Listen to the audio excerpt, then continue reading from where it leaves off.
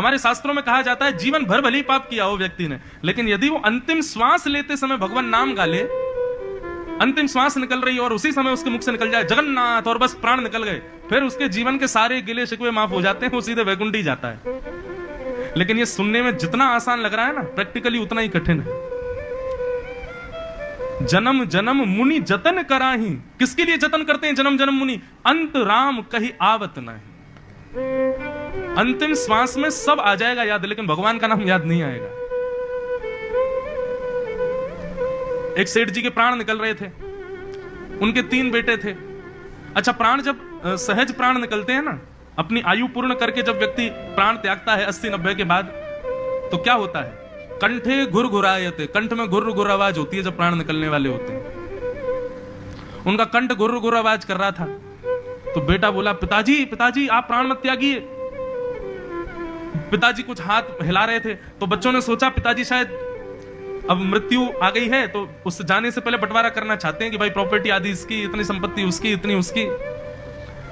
बोलिए पिताजी कितना किसके बट में?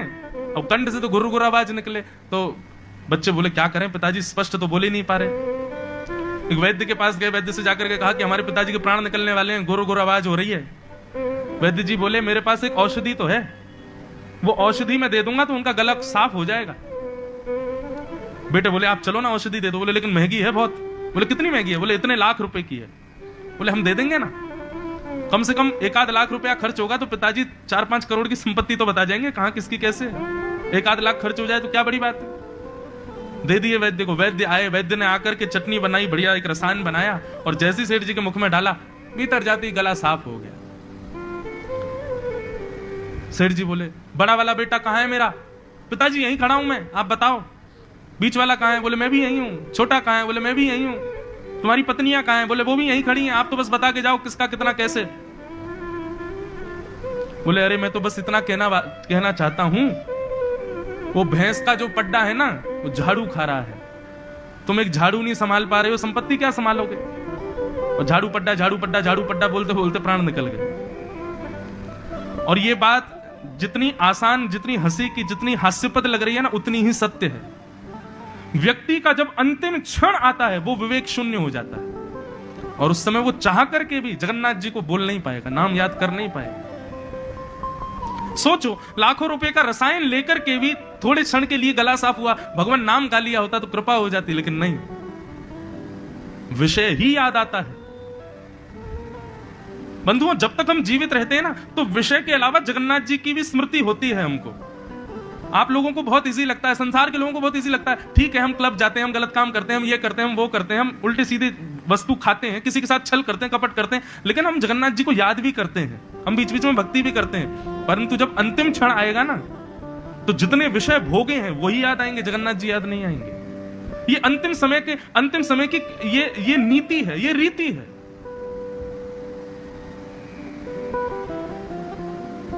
इसलिए हमारे यहां कहा गया, काम करते चलो नाम रटते चलो, हर समय कृष्ण का ध्यान धरते चलो, मुरली वाले को मन से रिझाते चलो, कृष्ण गोविंद गोपाल गाते चलो। हर क्षण याद करो श्याम सुंदर को, हर क्षण उनकी स्मृति बनी रहे हमारे दिमाग में। चलते फिरते, उठते बैठते, खाते पीते, हर समय ठाकुर जी को याद करो। हम नहीं कहते घर परिवार छोड़ो, भाई छोड़ना नहीं है, हम खुद घर परिवार वाले, पर हर स्थिति में भगवत स्मरण रखो, जगन्नाथ जी को याद रखो, उनकी स्मृति रखो अपने चित्त में। बस उसका प्रभाव क्या होगा? जीवन भर जो ठाकुर जी को याद रखता है ना, तो अंतिम समय में तो बहुत कठिन है कि भगवान की याद आ जाए, पर जीवन भर जिसने जगन्नाथ जी को याद किया हो, ऐसा व्यक्ति जब अपने प्राण त्यागता है तो जगन्नाथ जी उसको याद कर लेते हैं, जगन्नाथ जी की स्मृति में वो आ जाता है। और सोचो, जगन्नाथ जी जिसको याद कर लें, हम जगन्नाथ जी को याद करते हैं, जगन्नाथ जी हमको याद कर लें।